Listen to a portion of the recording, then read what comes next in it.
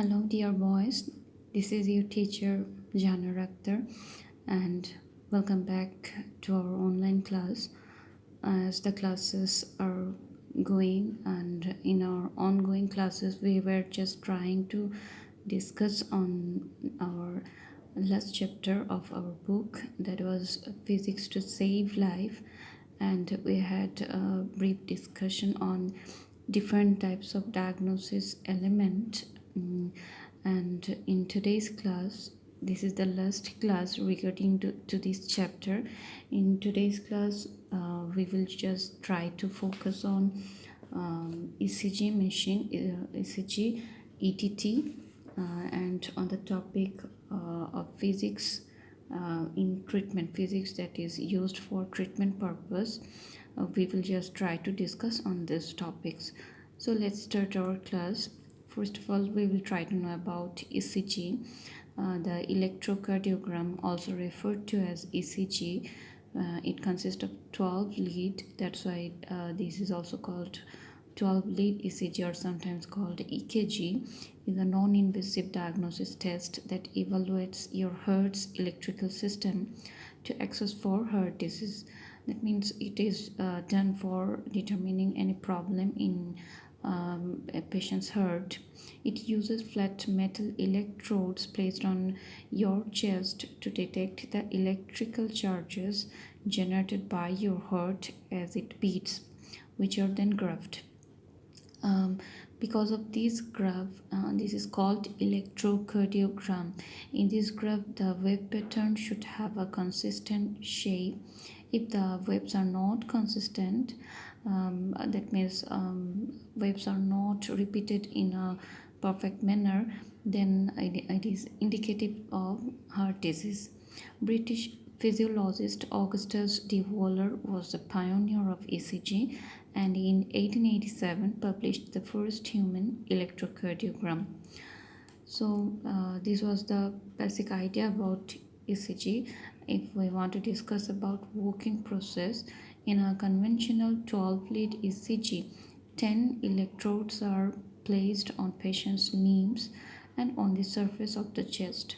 10 electrodes are placed on the patient's limbs. That means 2 electrodes are placed on 2 hands, 2 on 2 legs, and 6 on the heart adjacent area of the chest. Thus 10 electrodes are connected to patient's limbs. The overall magnitude of the heart's electrical potential is then measured from electrodes and is recorded over a period of time. There are 3 main components to an ECG. That means the diagram is taken from the test. That diagram consists of 3 main components. The P wave, which represents the depolarization of the atria, as from the diagram here given here, you can observe that P wave.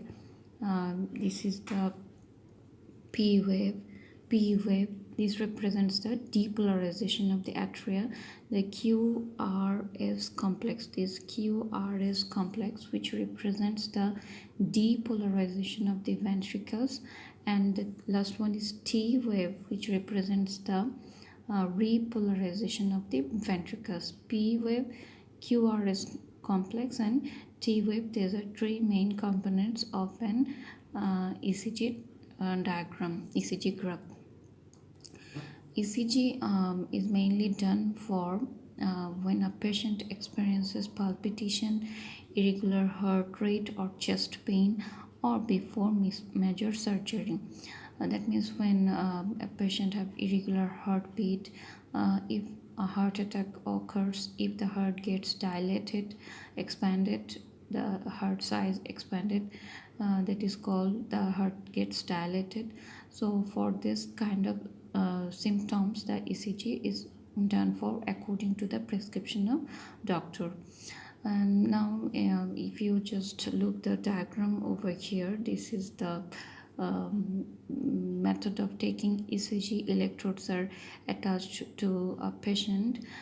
2 electrodes are attached to the arms, and 2 with legs, and the rest of the electrodes are attached to chest and the diagram and in the monitor the total process is monitored over here, and the graph is represented by the electrocardiogram, and that is you can observe the graph over here that consists of three major parts. This is the overview about ECG, that means electrocardiogram. Then we will proceed to ETT, that means exercise tolerance test. This is a test that is done during ECG, but including ECG, some exercise are also done here. What's the reason of this test? The signals obtained from the ECG do not always depict the actual condition of the heart, because ECG tests are taken in a rest position. That means when patients are in a rest position, then the ECG graph is taken. But these graphs don't always depict the actual condition of the heart. If the patient undergoes any physical exercise, then the heart faces excess pressure. Then the analyzing the electrical activity, beat rate or rhythmicity, the partial blockage of the coronary artery of the heart can be detected through ETT. As the hearts get more active because of doing exercise, and it faces more pressure, so on that time if a test is done, that gives more brief idea about the heart's condition, about any blockage. That's why ETT is done. While doing ETT, the patient has to walk on treadmill or pedal on a stationary cycle for doing excess physical work. During the test, the speed of the cycle is increased gradually and the slope of the treadmill is increased to see the reaction of the patient's heart to this excess work. For different level of work, what are the reaction of the patient heart, that is tested here, and for that reason the speed of the cycle is increased, or the slope of the treadmill also increased. The doctors constantly monitors the patient condition, and he just gives report according to the test. So this is the basic idea about ETT, and from here you can just determine the difference between ECG and ETT, or why ETT is much better ECG, or why ETT is needed with ECG. You can just give answers to these questions if you just follow these topics. Next we will discuss on the last topic of this chapter, physics in treatment. As this chapter name depicts physics to save life, that means for saving life we are using physics, and for save life means for treatment purpose. Physics, we have known about so many diagnosis element, and that are uses to diagnose so many kinds of diseases that are really not possible to identify without this test. So if we can't identify the diseases, how can we just treat them? So how can we give treatment for those diseases? So for treatment purpose, for saving life, physics is important. And in this topic, first we will try to focus on radiotherapy. Radiation therapy or radiotherapy, often abbreviated as RT or RTX or XRT, is a therapy using ionizing radiation. as this uses ionizing radiation. This is called radiotherapy. This is generally as a part of cancer treatment to control or kill malignant cells. That cells increases so rapidly that are malignant cells. To kill this kind of cells, this therapy, radiotherapy, is used. It is normally delivered by a linear accelerator. Using a linear accelerator, the radiation is emitted and just focused on the specific parts of the patient's body. As high doses, radiation therapy kills cancer cells or slowly their growth by damaging their DNA. It directly attacks to the DNA of the cancer cells. Cancer cells whose DNA is damaged beyond repair stop dividing or die. When the damaged cells die, they are broken down and removed from the body of the patient. So thus the using this therapy, cancer cells are damaged and they are removed from the body. Types: there are two main types of radiotherapy. One is external beam radiotherapy and another is internal beam radiotherapy. What is external beam radiotherapy? External beam radiotherapy comes from a machine that aims radiation at your cancer. That means at a specific part of the body. The machine is large and maybe noisy. It doesn't touch but can move around the patient, sending radiation to a part of the body from many directions. It treats specific part of the patient's body. For example, if you have cancer in your lung, you will have radiation only on your chest, not to whole body. That means it just directs a specific part of the body and emits radiation on those part of the body and just destroys the cancer cells by radiating emission, different kind of emission. X-rays, gamma rays, or high energy particles can be used in this form of therapy. These rays are used in this therapy.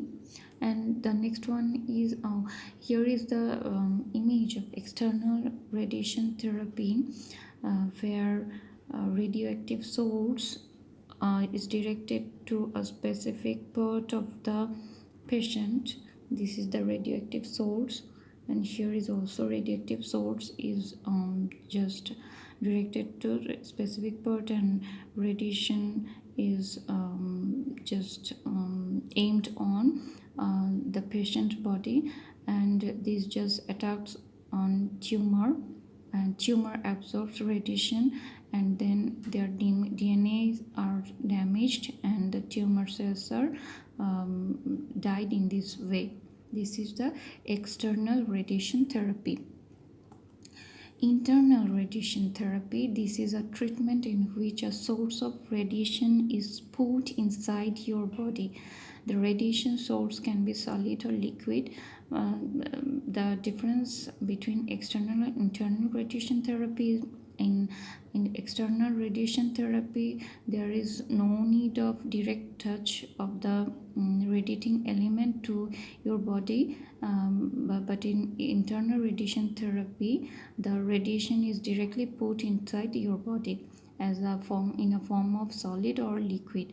Internal radiation therapy with solid source is called brachytherapy. In this type of treatment, seeds, ribbons, or capsules that contain a radiation source are placed in your body, in or near the tumor. This is called brachytherapy, and that uses solid source. With brachytherapy, the radiation source in your body will give off radiation for a while. This is done with solid source, but if we prefer the liquid source, then internal radiation therapy with the liquid source is called systematic therapy. Systematic means the treatment travels in the blood to tissues throughout your body with a proper systematic way. from blood to tissues of body, seeking out and killing cancer cells. You receive systematic radiation therapy by swallowing through a vein via an IV line, intraventricular line, or through an injection. That means through a liquid process, liquid source, this therapy is done. That is called internal radiation therapy. So internal radiation therapy is also of two types: brachytherapy and systematic therapy. If the solid source is used, that is called brachytherapy, and if a liquid source is used, that is called systematic therapy. Next, internal radiation therapy or brachytherapy. This is a diagram of brachytherapy, where the radiation source is injected into the patient's body, either in a form of liquid or in a form of solid. Internal brachytherapy doesn't make use of radiation beams to treat. Here no radiation beams are used. It involves placing radioactive substances inside the patient's body in approximation with the affected organ or body tissue. The radioactive substance is usually placed in a form of small pellets or seeds or capsules, etc. This is the internal radiation therapy or brachytherapy. Then why the radiation therapy is given to a patient, or when it is given. Radiation therapy is given before surgery to shrink the size of the cancer so it can be removed by surgery and be less likely to return. If the cancer cells or tumor are shrunk before the surgery, there will be plus point for the doctor to make a proper surgery, or there is a less chance of getting the tumor or cancer return back. So during surgery, if the radiation therapy is done during surgery, what is the purpose of that? So that it goes straight to the cancer without passing through the skin. Radiation therapy used this way is called intraoperative radiation.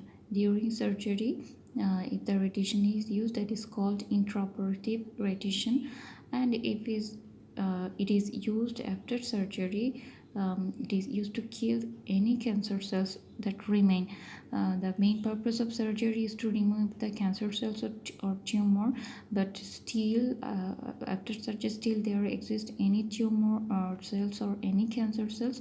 Radiation therapy after surgery try to kill those cancer cells, try to kill the remaining cancer cells. And the diagram over here just represents the total position of a patient, total mechanism about a radiation therapy. For taking a radiation therapy, a patient has to be seated in such a way. This is the overview of radiation therapy. And now isotopes. We will try to know about isotopes and their uses. As all of you know the definition of isotope. Radioactive isotope, also called radioisotope. As we know, if the number of neutrons in a nucleus of element is different, then it is called an isotope of that element. And what is radioactive isotope? That radiate different kinds of emission that are called radioactive isotope. The emission can be in the form of alpha, beta, or gamma ray. Radioactive isotope, also called radioisotope, is any of several species of the same chemical element with different masses whose nuclei are unstable and dissipate excess energy by spontaneously emitting radiation in the form of alpha, beta, and gamma rays. This is the definition of radioisotope, that contains unstable nuclei, and that as it is unstable, this is dissipate excess energy by emitting radiation, and these radiation are emitted in the form of alpha, beta, and gamma rays. More than 1,000 radioactive isotopes are known. Approximately 50 of these are found in nature. Among the 1,000 radioactive isotopes, only 50 of around 50 are found in nature, and the rest are produced artificially as the products of nuclear reactions. Radioactive isotopes have many useful applications. For example, cobalt 60 is a radioactive isotope. This is employed as a radiation source to arrest the development of cancer. Next, iodine 131. This is also a radioactive isotope, has proved effective in treating hyperthyroidism for thyroid problem. This isotope is used for thyroid treatment. This isotope is used. Iridium 192 is used in tumor irradiation, and carbon 14, this is a familiar radioisotope, is used for research in metabolism. So what is the use of radioisotope? The most prominent or amazing use of radioisotope is in a form of PET, that is called positron emission tomography. This is an amazing example of use of radioactive isotope, where the radioactive isotopes radiate positron. As the name depicts, positron emission tomography. As we know, what is the meaning of tomography? Means making a slice of any parts and and creating an image of that. That is called tomography. So where the radioactive isotopes radiate positron here. PT scanners work by detecting radiation given off by a substance injected into the arm called radiotracer. Um, a radiotracer is injected into the arm.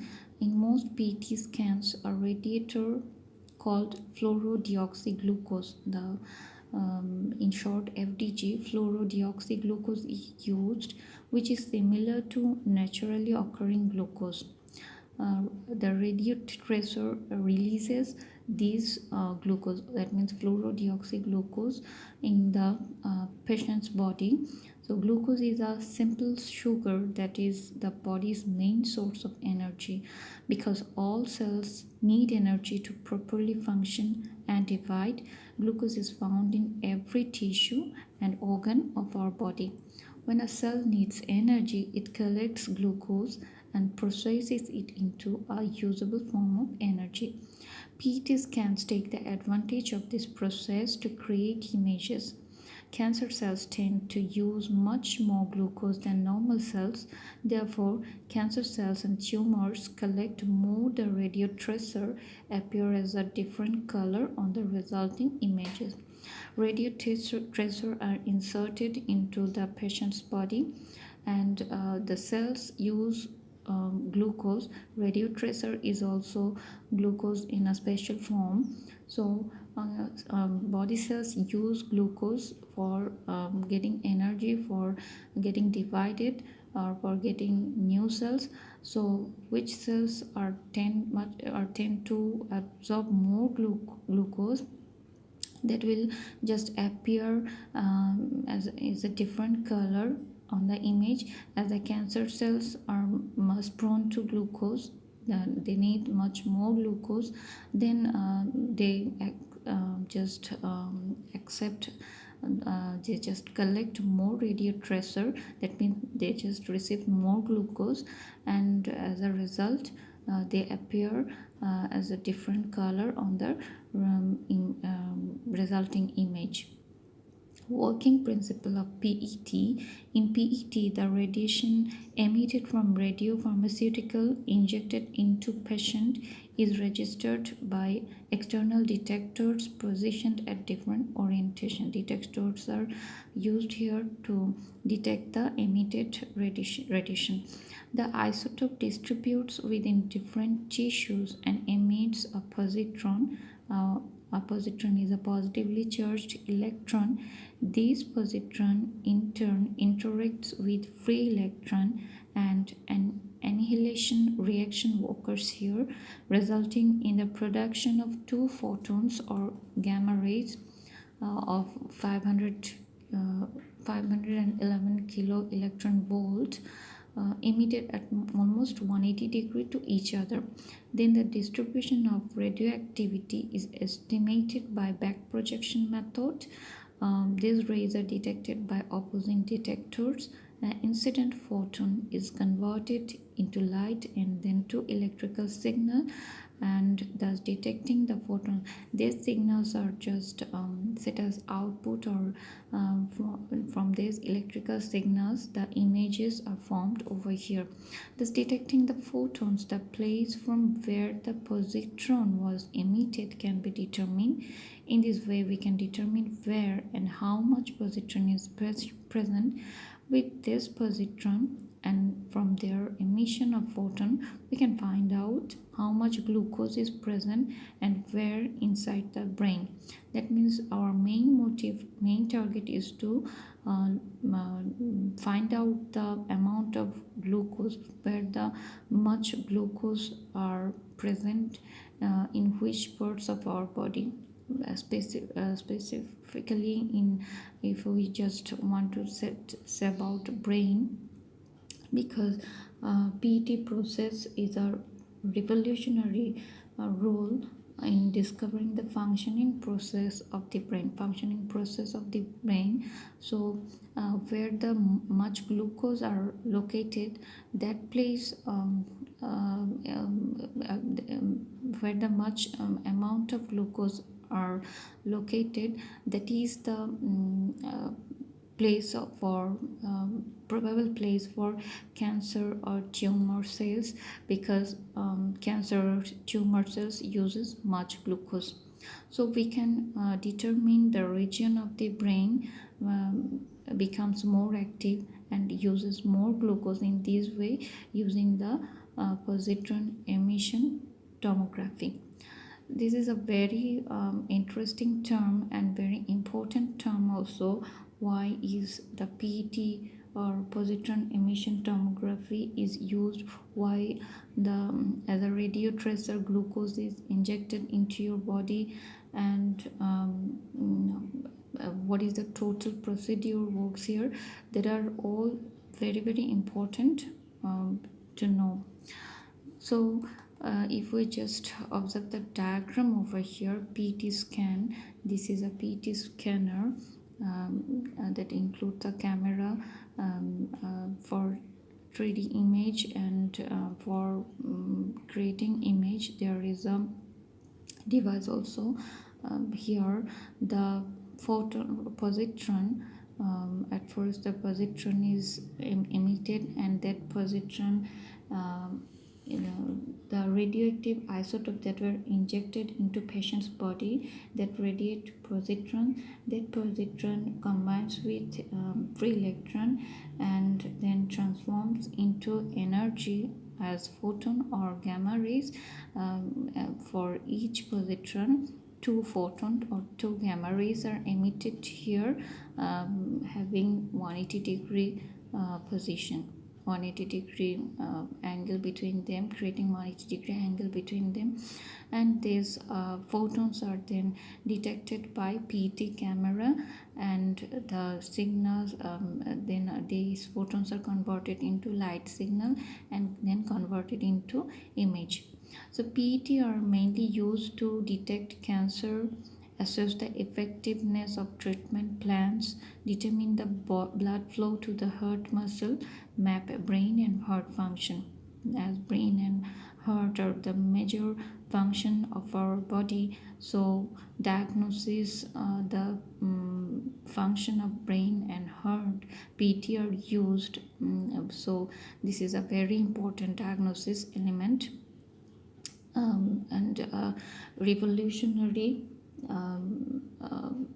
invention. We have to say this is a revolutionary invention for the diagnosis of problem in our heart, in our brain, etc. So these are the total discussion about different kind of diagnosis element. In this chapter we had discussion on x-ray. We started our discussion with x-ray. Then we have discussed about ultrasonography, ct scan, and mri, angiography, endoscopy. And then in today's class we have discussed about ecg, ett, and finally radiotherapy, radioisotope, and pt scan. This is such a chapter from where no board question, there is no record of board question yet, but as this chapter is included in maybe in last year on your book, so there is probability of coming questions, especially for different kinds of diagnosis element, their uses, or difference between the elements. For example, what are the difference between ecg or ett, what are the examples between ultrasonography or x-ray.